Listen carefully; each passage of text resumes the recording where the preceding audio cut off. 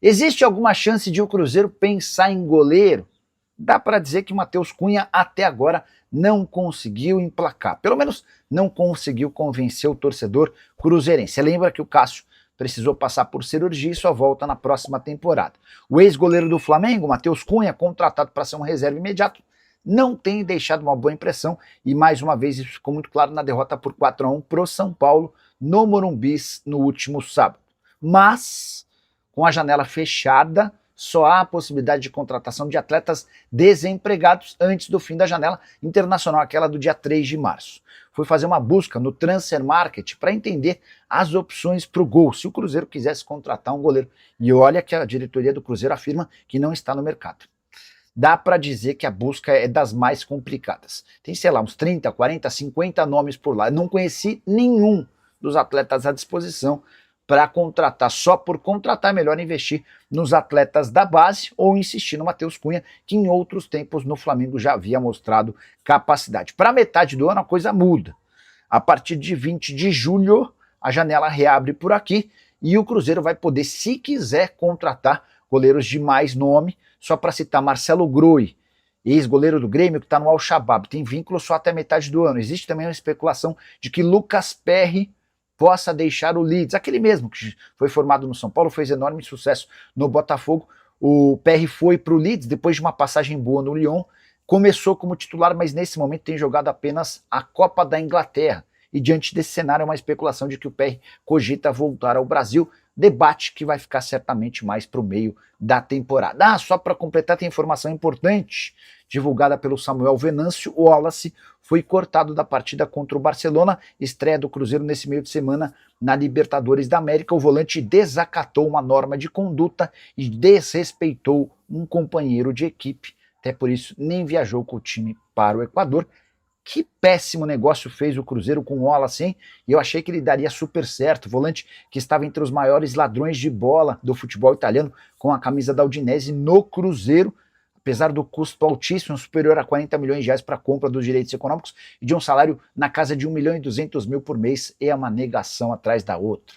Vamos juntos com as primeiras do dia, diretamente aqui de Guayaquil, Hotel Hilton Colón, concentração do Cruzeiro. O Cruzeiro que chegou ontem já mais tarde, no final da noite, veio de voo fretado, treinou pela manhã no CT do Corinthians, depois viajou Guarulhos, Manaus, parada para reabastecimento, Manaus, Guayaquil, e o Cruzeiro está aqui para a estreia na Copa Libertadores. Claro que ainda repercute a rodada de número 10, a goleada sofrida para o São Paulo e o Cruzeiro perdendo posição na tabela. O Cruzeiro é agora o vice-lanterna, hein?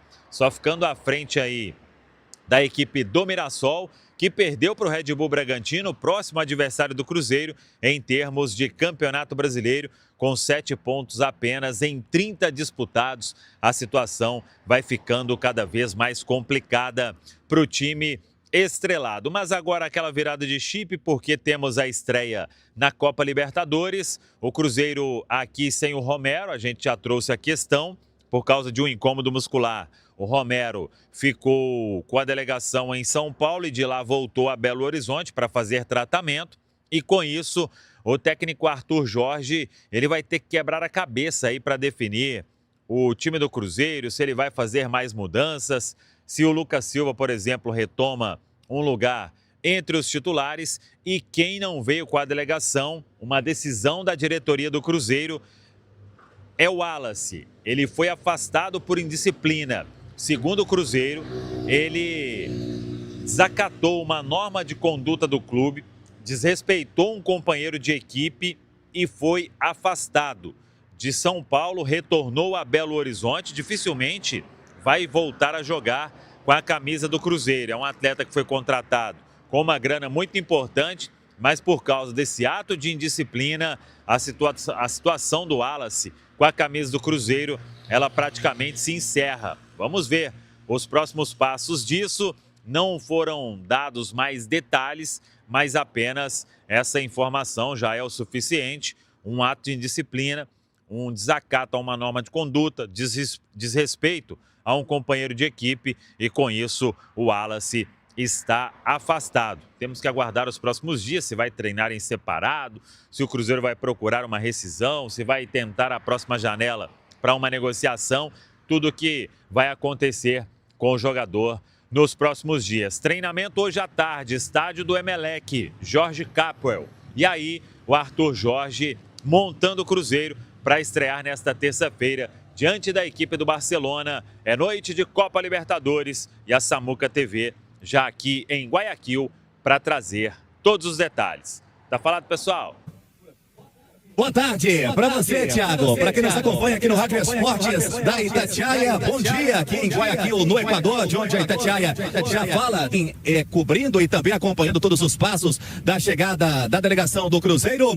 Então vamos lá, hein, Thiago. Depois daquela derrota para o São Paulo pelo Campeonato Brasileiro, o Cruzeiro já tem essa pedreira, o Barcelona de Guayaquil. Falamos inclusive a porta do estádio, que tem a capacidade para 60 mil torcedores, mas isso é assunto para daqui a pouco. Por que, Thiago? O Cruzeiro tem o Wallace fora dos planos e a gente pode trazer aqui pro ouvinte da Itatiaia uma decisão exclusiva da diretoria. A diretoria optou por tudo que vem acontecendo, não foi um fato apenas, já vem sendo o Wallace observado por toda a comissão do Cruzeiro que cuida do dia a dia. O atleta de 31 anos foi contratado junto à Udinese. O Cruzeiro pagou 6 milhões de euros apostando no histórico que tinha o Wallace também, né, de destaque com seleção olímpica no Grêmio e na Udinese também vinha fazendo um excelente trabalho. E no Cruzeiro, para ter um resumo, né, dos últimos jogos do Wallace, apenas uma partida nesta temporada. E ele foi para São Paulo, Thiago, porque o Lucas Romero não reunia 100%, né, de condições de jogo, inclusive ficou de fora da relação de banco, também não veio com a delegação aqui para o Equador. E o Wallace teria, Thiago, mandado uma mensagem em um grupo de WhatsApp que desagradou, que dentro da ética que tem o Cruzeiro, e depois ele havia apagado a mensagem, mas aí já era tarde. Fato é que não é apenas esse fato isolado, é uma sequência de fatos, de atitudes do atleta que fazem que a diretoria possa ter esse pulso firme, afastando o Wallace, que agora não deve voltar a vestir a camisa do Cruzeiro. A gente sabe do investimento, mas a princípio, a não ser que o atleta possa entrar em um acordo, uma conversa com a diretoria, com a comissão técnica, e lembrando, essa decisão foi exclusiva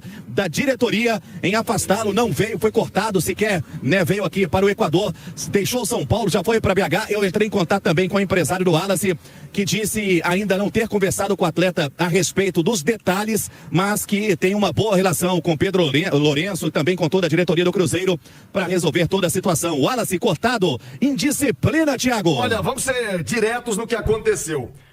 A informação do Rubens Júnior, ele falou de um grupo de WhatsApp, era um grupo de jogadores do Cruzeiro. A informação ainda não confirmada, né? Isso tudo é especulação de que ele teria se dirigido de maneira depreciosa ao goleiro Matheus Cunha. A informação também é de que o comportamento no dia a dia do Wallace, como disse o Rubens Júnior, não foi só esse fato do WhatsApp, do problema que ele teve ali, se tratando um companheiro nesse grupo de WhatsApp de jogadores do Cruzeiro. Ele teria, inclusive, apagado depois da mensagem, mas o problema já estava criado e ele vem com um comportamento não profissional, digamos assim, no dia a dia do Cruzeiro. O Ale Oliveira e Alexandre Simões era tudo que o Cruzeiro não precisava agora. Tudo que o Cruzeiro, Ale Oliveira, não precisava. Time na zona do rebaixamento, às vésperas de uma estreia de Libertadores, e a gente tá falando, ao invés de estar num grupo unido, tentar tirar o Cruzeiro, sair dessa, não. Tá aí falando de, puxa, 31 anos, cara experiente. Ô, Ale, você já conviveu muito com a boleirada, os caras dão cada uma, viu, velho? A impressão que eu tenho é que o Wallace, que tem uma carreira até vitoriosa, né, com bons momentos, ele não veio, nunca esteve mesmo de corpo e alma no Cruzeiro, né? Ele veio mais a passeio mesmo, porque a gente nunca viu ele render o que a gente sabe que ele poderia render, e principalmente ele comprometido, né, com a causa, com o clube. Porque, por exemplo, eu vou dar um exemplo aqui, a gente sempre brinca com um fundo de verdade a respeito do Lucas Silva, né, que é um cara super vitorioso, inclusive no Cruzeiro, capitão, identificado e tal, e que toda hora que chega um novo treinador vai pro banco.